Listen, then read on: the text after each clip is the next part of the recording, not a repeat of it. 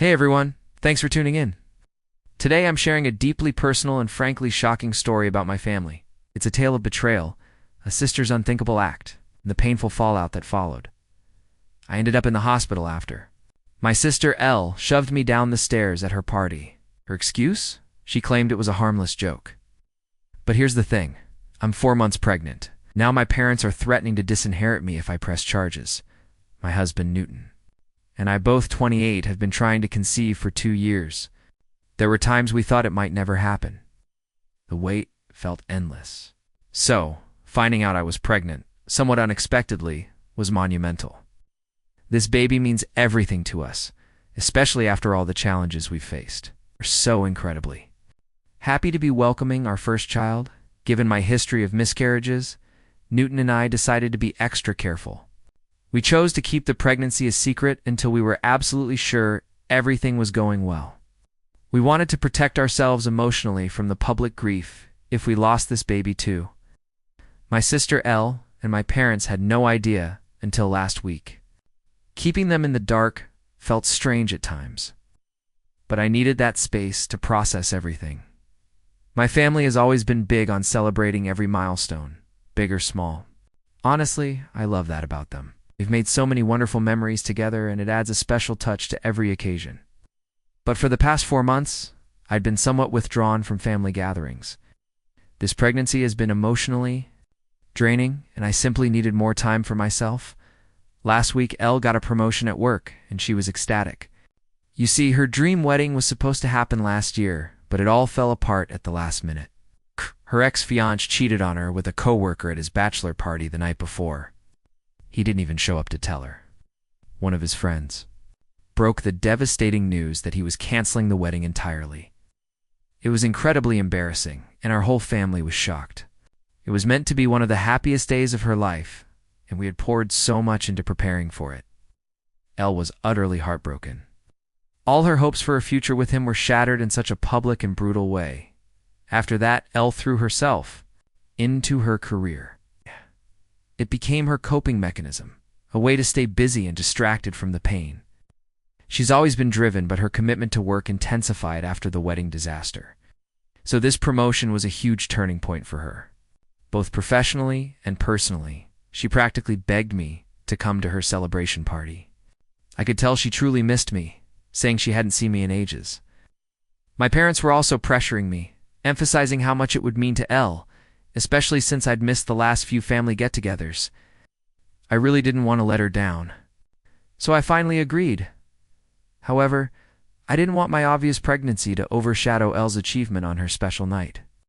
The last thing I wanted was to take away her moment, but concealing the baby bump was getting harder and harder. Still, I thought I could manage it for one night. I wore a long, flowing dress and even used shapewear to minimize the bump. Determined to keep Elle and her promotion front and center.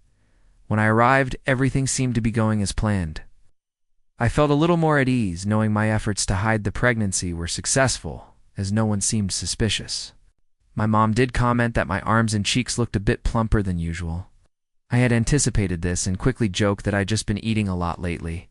Honestly, I was relieved they were more likely to believe I was just gaining weight for now. That seemed like the safer option. As the evening went on, I became increasingly uncomfortable. The party seemed endless, and I'm not used to staying up late anymore. Newton, my husband, arrived straight from work and was enjoying himself. Was grateful he kept checking on me to make sure I was okay. Elle and the rest of my family were having a blast, dancing in the backyard and doing shots. Seeing Elle so joyful and carefree, especially after everything she'd been through, made me happy. However, I started feeling nauseous, likely due to the heat and all the greasy food.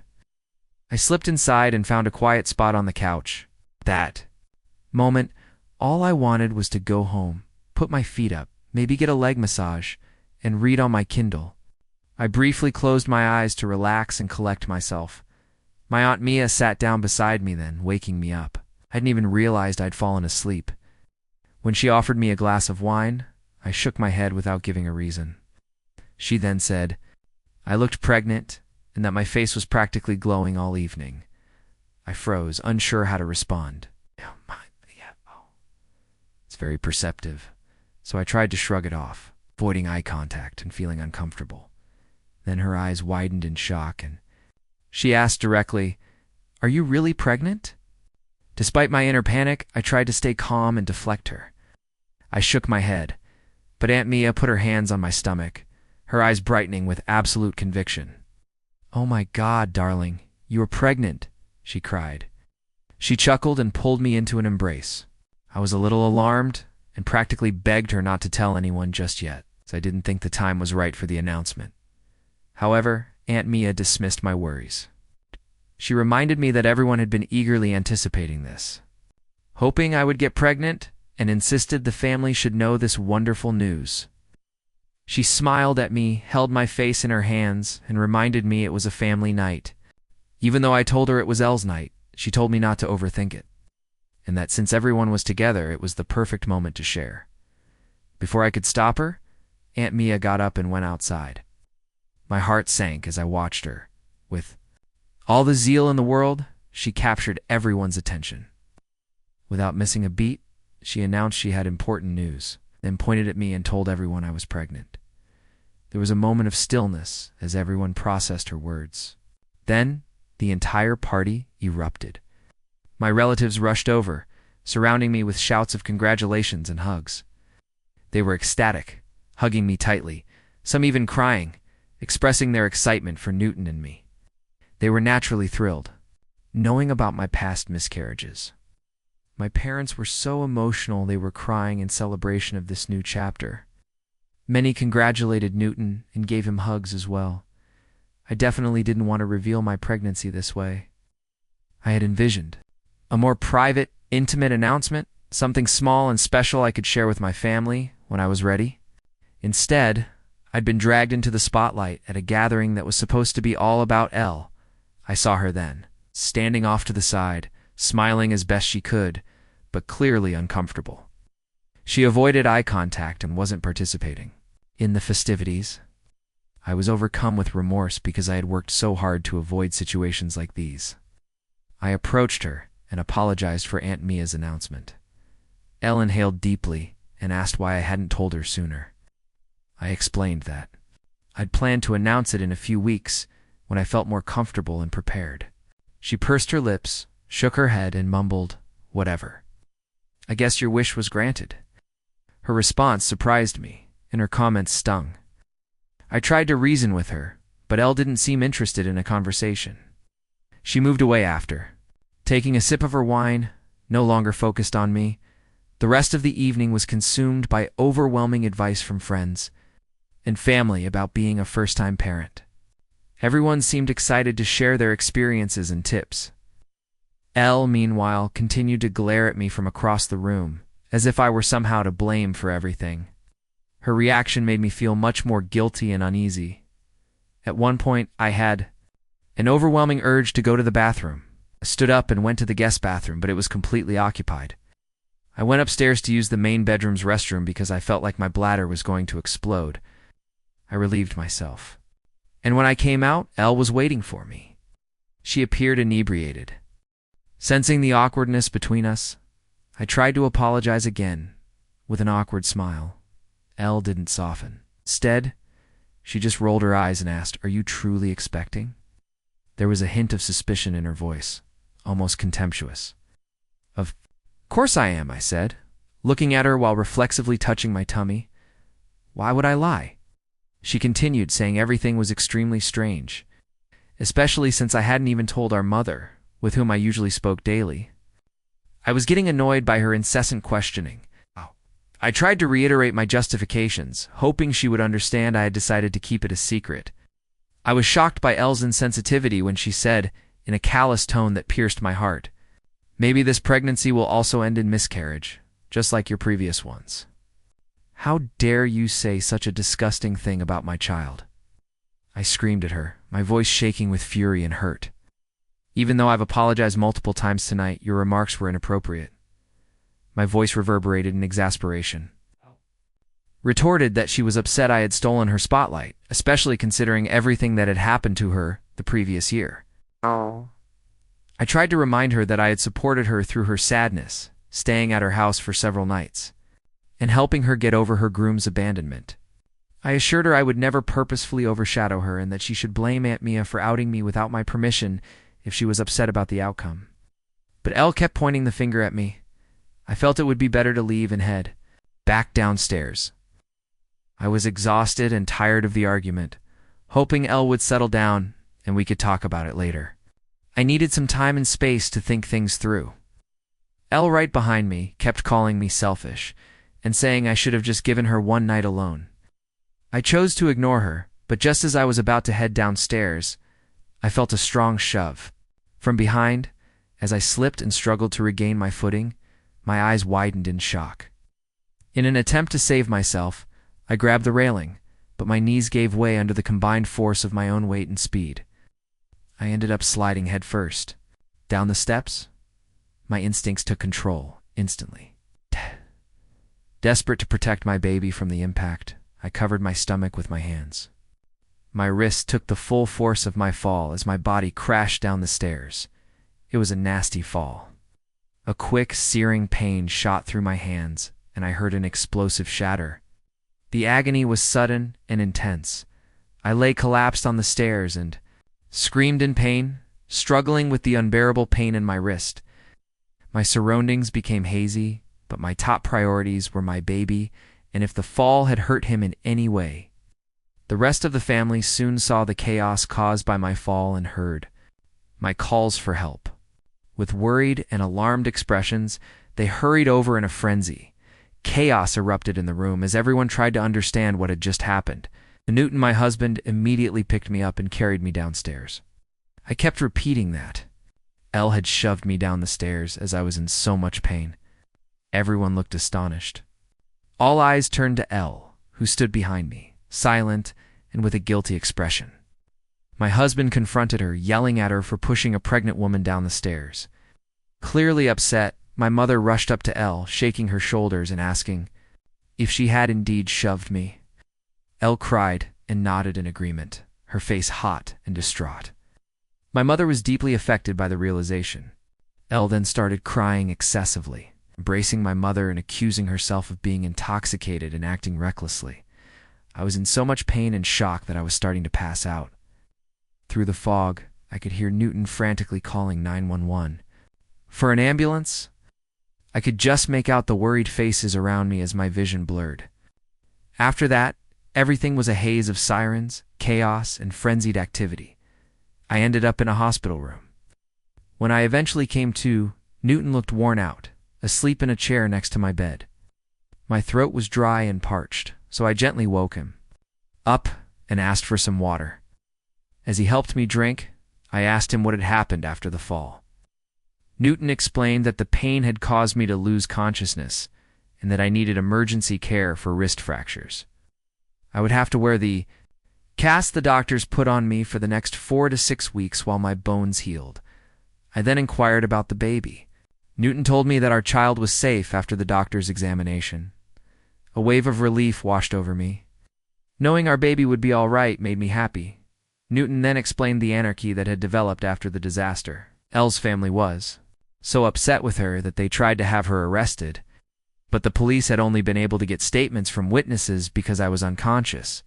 Before they could file any charges, they still needed my formal statement. Newton grasped my hands and emphasized the need for me to report my sister's behavior and set aside my feelings for her. He was adamant, saying that considering my condition, there was no excuse for her to shove me down the steps. Still in shock, I shook my head. It was almost impossible for me to comprehend how Elle could have done something so damaging. Although my wrist hurt physically, I couldn't handle the emotional toll of knowing my own sister was capable of such harmful behavior. I wanted to talk. To Elle first, I told Newton. I had to know what had made her do such horrible things. I needed an explanation, or at least an apology. Needed to speak with her directly. Newton gave me his phone and dialed her number. When she answered, I asked my sister directly why she had done what she had done. Elle let out a long sigh as though the words were hard to release, then opened up in a bitter tone. To be honest, I'm just so sick of you being the center of attention. In our family, you have a husband now, you're pregnant, you get to have everything in your life. But last night was supposed to be my night only. Yet, as usual, you showed up with your pregnancy announcement and hogged all the attention. After a little silence, she spoke again, defensively, and pushing you down the stairs. That was just a harmless prank. I didn't even think you were really pregnant at first. I didn't mean for it to be such a big deal. Her remarks were painful and disturbing. It was unbelievable to me that she would put my life in jeopardy by pushing me down the stairs because she didn't want to trust me. Before I could respond, Elle added, "I've been through a lot with my failed engagement. And for you to just show up and rub your happiness in my face was just too much. Next time, I'm sure you'll think twice before trying to overshadow me again." Her answer left me in a state of shock. She was essentially blaming me for her actions and showed no remorse at all. She hadn't even shown regret once. Elle handed the phone to my mother, who had been listening on the other end, and she inquired about my well-being. I was unaware that my sister and my parents were still present. I informed her that I had suffered a fracture to my wrist, but that both I and my baby were doing well. After the party, Mom told me that she, Dad, and Elle had spent the entire night at Elle's house because they were all concerned about me. I sneered and said that instead of staying with my sister, they might have waited for me at the hospital if they were that concerned. My mom went on to say that she and Dad had been speaking with Elle and that they both thought she hadn't been feeling well since last night. Despite what other people were telling me, she insisted that I not report my sister to the police because it was only a foolish, drunken error. I was taken aback by my mother's request. In an attempt to understand the situation, I questioned, "Why are you defending Elle when she hasn't even apologized to me?" With a heavy sigh, my mother said that Elle was currently dealing with a lot of difficulties. She said that Elle had been crying uncontrollably and that I had made her feel ashamed in front of everyone. I reminded my mother that they should first address the fact that Elle had shoved me down the stairs, which was the true problem. My mother began stressing that family is family, and that disputes like these occasionally occurred among sisters. Although it was true that Elle had never done anything like this before, she pointed out that this did not justify her current actions. My mother said that it wasn't worth filing a lawsuit for a broken wrist and pledged to work with Dad to ensure that this doesn't happen again. My annoyance peaked. I adamantly said that I had been unsure of what to do before I called her. But I had already made up my mind after speaking with Elle. A lesson had to be given to her. My mother, who was becoming more and more agitated, pleaded with me to think again before bringing charges against Elle. She warned that doing so might ruin Elle's career. I informed her that right now, I couldn't give a damn about it. My mother made a last-ditch effort to persuade me not to bring charges against Elle by threatening to disinherit me if I did. She contended that it would impact Elle for the rest of her life and create a lasting record. I was stunned by her threat, but I refused to back down. I proceeded to pursue a complaint against my sister after the phone call. She hadn't expressed regret for what she had done, but I was torn about potentially ruining her life. Update 1 just wanted to give you an update. My sister was eventually taken into custody. Despite constant calls from my parents, Newton and I have turned off our phones. Newton is furious that my parents appear to be prioritizing my sister over me. Newton's family and other relatives have contacted him in the interim to show their concern and support. Everyone agrees that charging my sister was the right thing to do now. After reading some of your comments, I'm much more concerned about my baby's safety. I'm worried that Elle could endanger my unborn child in the future if she was capable of shoving me down the stairs. To prevent her from ever coming near me or my family again, I want to obtain a restraining order against her. Update 2 high there. Reddit. My sister, who was previously accused of assault, was just sentenced. Since I provided an update last month, my parents paid for her attorney, who was quite good, and made a compelling argument. She was placed on probation because it was her first infraction. The judge mandated that Elle pay for my medical expenses, participate in 6 months of required psychotherapy, and meet with a probation officer regularly. After the criticism they've been getting from the rest of the family, my parents are still very angry with me, but are too scared to confront me directly. I've freely acknowledged to everyone that my parents urged me not to pursue charges against Elle to protect her. My parents have received reprimands from relatives on both mine and my husband's sides. No one believes that Elle's mental health issues are a good enough reason for what she did to me, despite my parents' continued insistence on it. For Elle to recover, I sincerely hope that my parents will take her to see a doctor. I've requested a restraining order after the sentencing to make sure she can't ever again come near my family or me. Honestly, I don't know how to respond to people who question if my sister was always kind to me growing up, or if perhaps I missed certain clues. Yes, we occasionally battled and had our typical arguments, but I never thought she would harbor such a strong grudge against me. I've always loved her dearly as her older sibling, and I never imagined she could push me down the stairs out of retaliation. Believe me. I'm just as astonished as everyone else. I suppose it's accurate to say that those closest to us are frequently the ones that betray us. Update 3. I haven't posted anything here in 5 months. Neither Newton nor I have seen Elle or communicated with my parents. I gave birth to my baby 5 days ago. After being released from the hospital, Newton and I are now giving our newborn the best care possible. Last night, right before we sat down to eat, I heard a tap on the door. I was surprised to see my mother standing on my porch when I opened.